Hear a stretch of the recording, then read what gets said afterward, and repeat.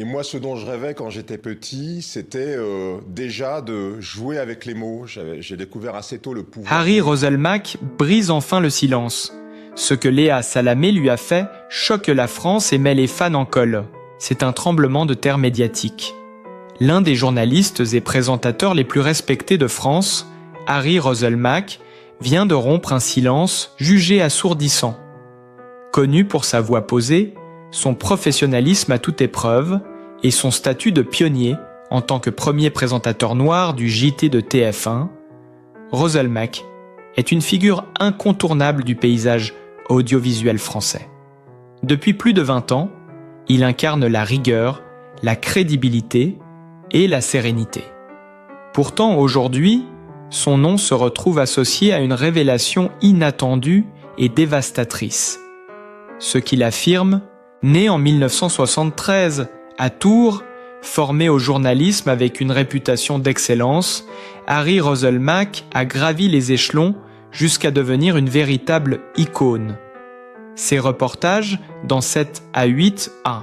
Dans une confession qui a secoué les rédactions et enflammé les réseaux sociaux, Rösselmack a affirmé que Léa Salam, autre visage phare, d'Osselpon, peut-être.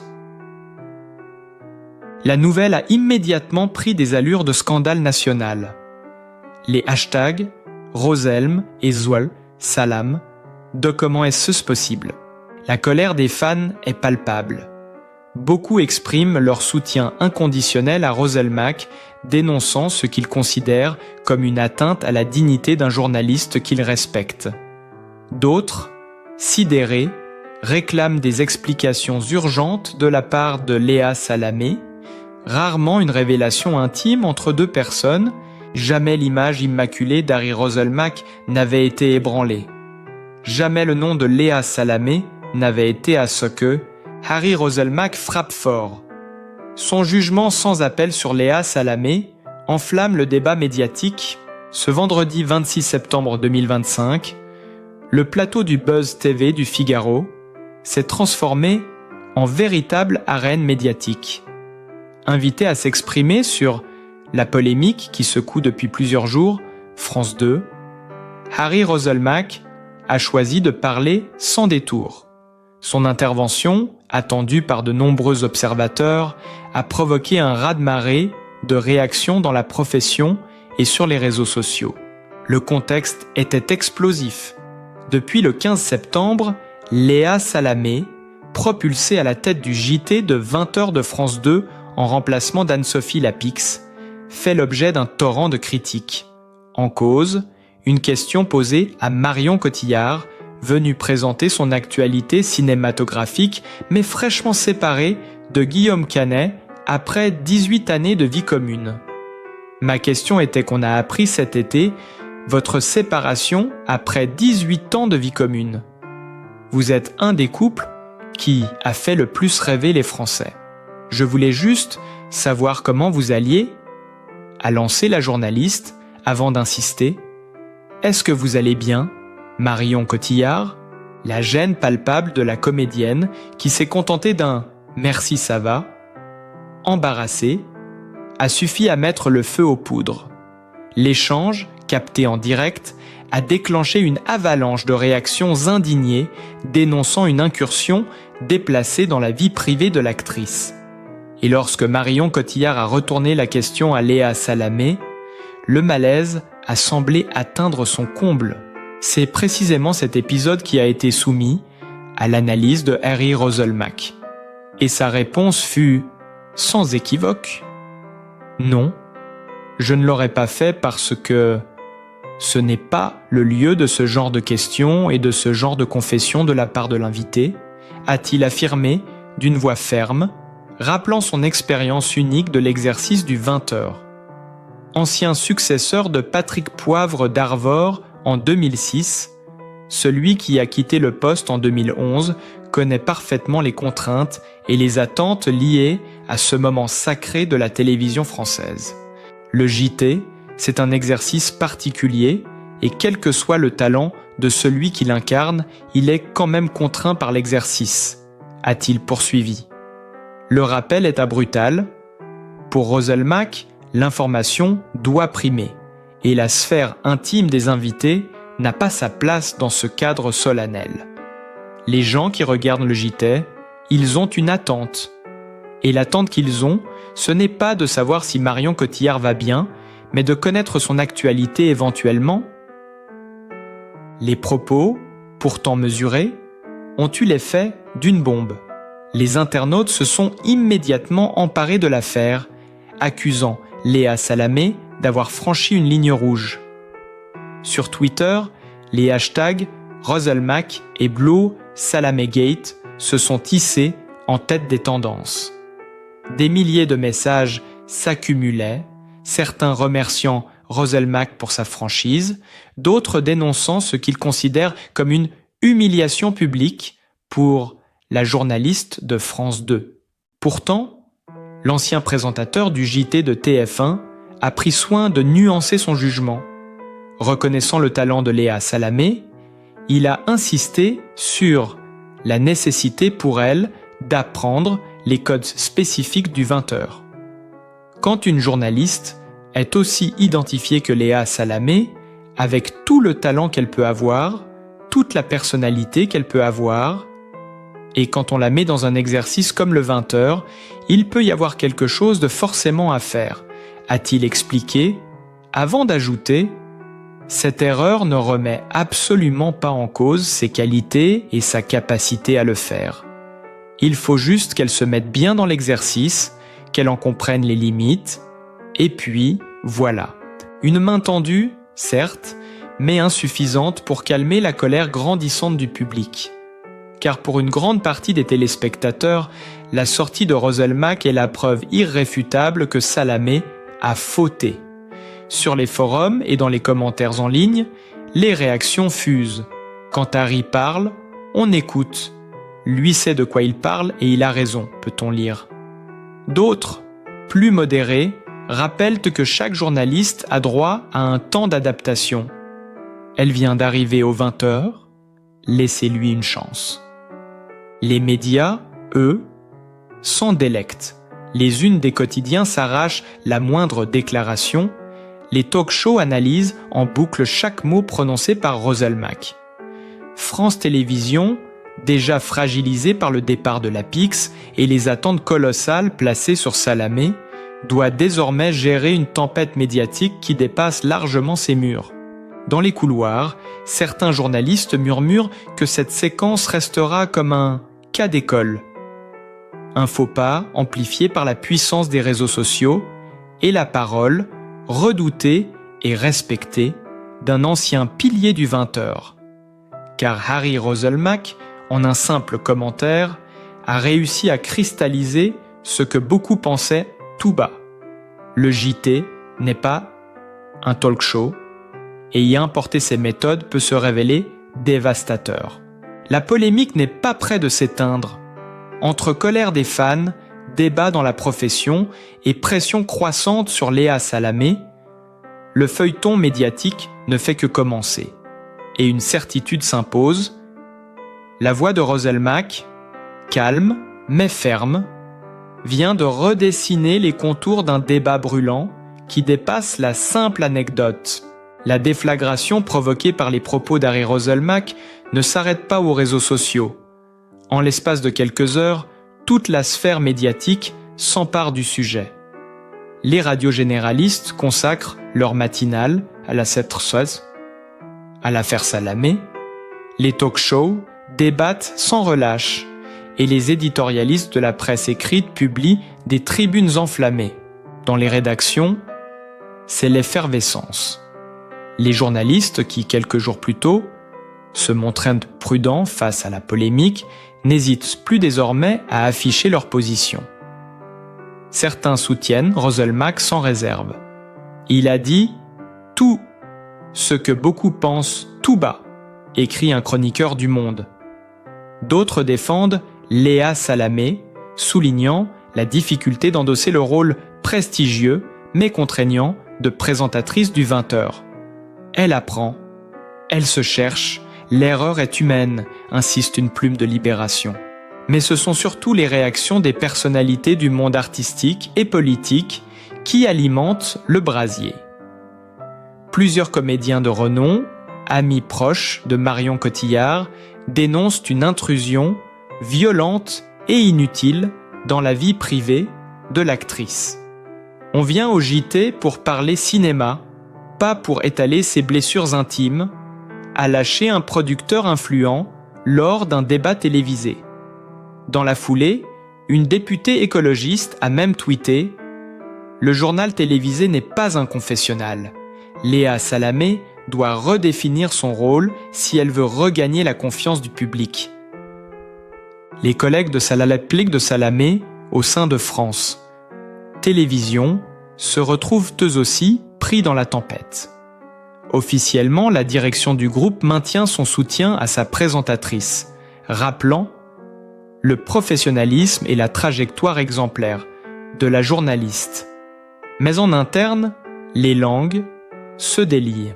Selon des confidences rapportées par Mediapart, certains membres de la rédaction du 20h auraient exprimé leur malaise. Elle impose son style de talk-show à un exercice qui exige une rigueur particulière, murmure un rédacteur en chef sous couvert d'anonymat. Les plateaux de télévision se transforment en tribunaux médiatiques. Sur CNews, un débat enflammé oppose deux chroniqueurs. L'un accuse Salamé d'avoir piétiné les codes sacrés du 20h, l'autre dénonce une chasse aux sorcières orchestrée par ceux qui refusent toute évolution du journalisme. Sur BFM TV, une séquence tournée en boucle montre le visage gêné de Marion Cotillard, devenue malgré elle l'icône d'une controverse nationale.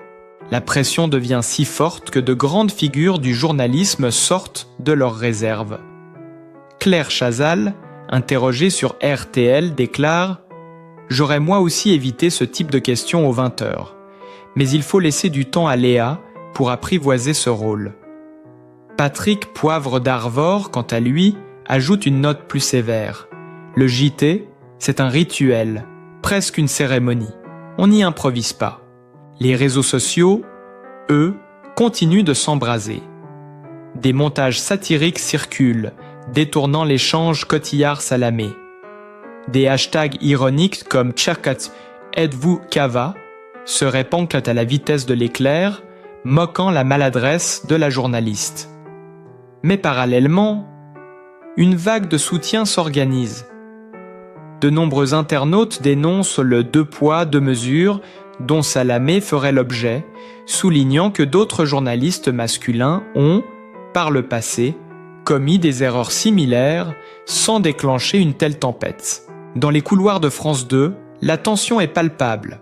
Selon un article de l'Express, la direction aurait convoqué une réunion de crise pour discuter de la stratégie à adopter. Doit-on continuer à défendre bec et ongle la présentatrice, au risque d'amplifier la polémique? Ou bien reconnaître maladroitement l'erreur et promettre une adaptation rapide? La décision n'est pas simple, d'autant que les audiences du JT sont scrutées à la loupe. Si la polémique entraîne une fuite des téléspectateurs vers TF1, le séisme deviendra encore plus dramatique. Les artistes, quant à eux, se divisent, tandis que certains boycottent les plateaux de France 2 en signe de solidarité avec Marion Cotillard, d'autres estiment que la journaliste doit bénéficier d'une seconde chance. Dans une interview donnée à Paris Match, un acteur populaire confie « On a le droit de trébucher même aux 20h. Léa est brillante, elle rebondira. » Mais l'onde de choc dépasse désormais les frontières françaises. En Belgique, en Italie, au Québec, des médias relèvent la polémique en la présentant comme un cas typiquement français où le sacré du 20h s'oppose à la culture du talk-show. Les images de Cotillard, embarrassé, et les déclarations de Roselmack font le tour du monde, projetant la télévision publique française sous un jour peu flatteur. Chaque jour apporte son lot de nouvelles réactions, chaque heure amplifie l'affaire. Ce qui n'était au départ qu'une simple maladresse journalistique s'est mué en véritable séisme médiatique, avec des conséquences imprévisibles. Et au cœur de cette tempête, deux visages incarnent désormais les deux camps. Léa Salamé, fragilisée mais déterminée, et Harry Roselmack, dont la parole a résonné comme un coup de tonnerre, donnant une légitimité incontestable aux critiques. La tourmente qui entoure Léa Salamé atteint désormais son paroxysme.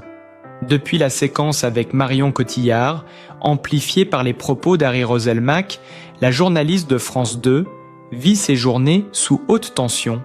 Son nom est partout. En une des magazines, au centre des débats télévisés, objet de milliers de commentaires sur les réseaux, jamais une nouvelle présentatrice du 20h n'avait été projetée aussi brutalement au cœur d'une tempête médiatique. Les témoignages affluent sur son état de fragilité. Selon un proche cité par Le Parisien, Léa Salamé aurait confié à ses amis qu'elle traverse l'une des pires semaines de sa carrière. L'animatrice, habituée aux talk-shows vifs et aux interviews incisives, se retrouve enfermée dans un rôle où chaque faux pas prend des proportions démesurées. Elle a l'impression d'être piégée, souffle un collaborateur de France Télévisions. La pression ne vient pas seulement des critiques de public, mais aussi de l'intérieur. Des bruits de couloir rapportent que certains cadres de la rédaction s'interrogent sur sa capacité à incarner durablement le 20h. Elle doit s'adapter vite, sinon ce sera intenable, glisse un rédacteur. L'idée d'un plan B circule déjà dans certains cercles, une hypothèse qui, si elle venait à se confirmer, serait un véritable désaveu. Face à cette avalanche, Salamé tente de réagir. Lors d'une intervention discrète sur France Inter, où elle officie également, elle admet à demi-mot son erreur. Peut-être que la question à Marion Cotillard n'était pas appropriée au JT. Mais je l'ai posée avec sincérité et humanité. Je voulais savoir comment elle allait, c'était tout. Des propos qui, loin d'apaiser les tensions, sont accueillis diversement. Certains saluent son honnêteté, d'autres dénoncent une justification maladroite. Les tabloïds, eux, se déchaînent. Des photos volées la montrent sortant de son appartement parisien, lunettes noires, visage fermé. Les titres sont sans concession. Salamé sous pression, la chute d'une étoile montante. Chaque détail de sa vie privée est scruté. Chaque sortie devient une occasion de spéculer sur son moral. De grands noms du journalisme entrent à leur tour dans la danse. David Pujadas rappelle que l'épreuve du 20h est implacable et qu'aucune erreur n'est pardonnée. Anne-Claire Coudray, interrogée par TV Magazine, apporte une note plus bienveillante. Léa est une grande professionnelle. Le 20h est un apprentissage rude, mais elle a les épaules pour tenir. La bataille d'opinion se joue également sur le terrain des audiences. Depuis l'incident, les chiffres sont scrutés avec fébrilité. Selon Médiamétrie, une baisse de près de 400 000 téléspectateurs aurait été constatée sur l'édition du 20 septembre au profit du JT de TF1. Une tendance qui inquiète la direction, car elle pourrait fragiliser encore davantage Salamé. Dans ce contexte, le rôle de Roselmack reste omniprésent. Sa critique, à la fois mesurée et implacable, continue de hanter les plateaux. Quand quelqu'un comme Harry parle, son avis pèse 10 fois plus lourd, résume un consultant média. Et l'ombre du journaliste plane désormais comme une référence, un étalon de rigueur auquel Salamé est sans cesse comparé. La polémique dépasse même le cercle médiatique pour toucher le politique. Lors d'une conférence de presse, un ministre de la Culture a été interrogé sur l'affaire Salamé. Sa réponse prudente : les journalistes doivent guérir la confiance du public, a suffi à renforcer l'impression que cette polémique n'est plus un simple épisode, mais une crise nationale. Pour Léa Salamé, le danger est clair. Si elle ne parvient pas à inverser la tendance, sa carrière au 20h pourrait être compromise. Elle pourrait se retrouver réduite à ses talk-shows et chroniques radio, perdant l'une des positions les plus prestigieuses du paysage audiovisuel français. Elle joue sa crédibilité sur les prochaines semaines, analyse un expert. Soit elle réussit à rebondir, soit l'histoire retiendra son passage comme un échec cuisant. Lee Po-jo. La tension est telle que les prochains JT sont attendus comme des épreuves de vérité. Les téléspectateurs scruteront ses moindres gestes, la moindre intonation, la moindre question. Le moindre faux pas serait immédiatement amplifié, commenté, disséqué. Salamé est désormais sur un fil et la France entière retient son souffle. La tempête continue de gronder et chaque jour qui passe semble ajouter une nouvelle couche à ce feuilleton médiatique hors norme. Si l'on croyait que la polémique s'essoufflerait après quelques jours, c'est tout l'inverse qui se produit. La PAFPL, affaire Salamé, ne cesse de se renforcer, alimentée par la moindre déclaration, le moindre chiffre d'audience, le moindre regard capté par les caméras. Dans les couloirs de France Télévisions, l'atmosphère est irrespirable. Les journalistes parlent d'un climat de caumois, guerre froide, au sein de la rédaction du 20h. D'un côté, les partisans de Salamé, convaincus que l'erreur de Marion Cotillard n'est qu'un faux pas qui sera vite oublié. De l'autre, ceux qui estiment qu'elle n'a pas le profil pour occuper le fauteuil sacré laissé par Anne-Sophie Lapix. Il y a deux camps, et chacun guette le moindre signe de faiblesse de l'autre, confie un cadre sous couvert d'anonymat. La direction, elle, marche sur un fil. Officiellement, elle soutient la présentatrice et appelle au calme. Mais en coulisses, les discussions vont bon train. Plusieurs noms circulent déjà comme potentiels remplaçants en cas de départ précipité. Certains murmurent celui de Julien Bugier, d'autres évoquent d'un retour surprise d'un visage connu du JT. Rien n'est acté, mais le simple fait que ces hypothèses soient évoquées en dit long sur la fragilité de la situation. Pendant ce temps, le public s'organise. Sur les réseaux sociaux, des pétitions fleurissent. L'une demande le maintien de Salamé au nom de la diversité et du renouvellement du journalisme français. Une autre réclame purement et simplement son départ, jugeant qu'elle a trahi l'esprit du 20h. Ces pétitions cumulent des dizaines de milliers de signatures, preuve que l'affaire dépasse largement le cercle des professionnels. Les éditorialistes s'en donnent à cœur joie. Dans une tribune publiée par Le Figaro, un chroniqueur estime que Salamé confond journalisme de plateau et journalisme d'information et que cette confusion met en péril l'autorité du JT. À l'inverse, dans l'Obs, une plume défend la journaliste, arguant que son erreur est révélatrice d'une société où la frontière entre info et émotion s'efface, et qu'il serait injuste de la crucifier pour un simple dérapage. La scène politique s'en mêle également. Certains élus y voient une illustration du malaise médiatique français. Le journal télévisé ne doit pas devenir un spectacle, tonne un sénateur conservateur. À gauche, au contraire, certains saluent une tentative d'humaniser l'information, regrettant seulement que l'exercice ait été maladroit. Le débat prend ainsi une dimension idéologique, entre tenants d'un JT rigide et sacralisé et partisans d'un JT plus moderne, plus proche des émotions du public.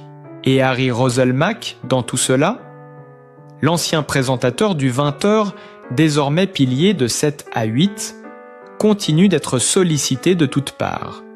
Chaque mot qu'il prononce est scruté, chaque silence interprété. Certains le voient déjà comme l'arbitre moral de cette affaire, d'autres l'accusent de profiter de la situation pour revenir au premier plan. Quoi qu'il en soit, son intervention a marqué un tournant irréversible. Il a fixé une ligne rouge, et cette ligne rouge reste désormais gravée dans l'esprit du public. La pression sur Salamé atteint un niveau inédit. Ses proches témoigne de son épuisement. Elle dort peu, elle lit tout ce qui s'écrit sur elle, c'est obsessionnel, confie une amie. Sa famille tente de la protéger, mais le rouleau compresseur médiatique ne laisse aucun répit. Même Raphaël Glucksmann, son compagnon, a été interrogé par la presse sur la polémique, ajoutant une dimension intime à un scandale déjà tentaculaire. Les audiences deviennent l'arme ultime. Chaque soir, les chiffres tombent, attendus comme un verdict.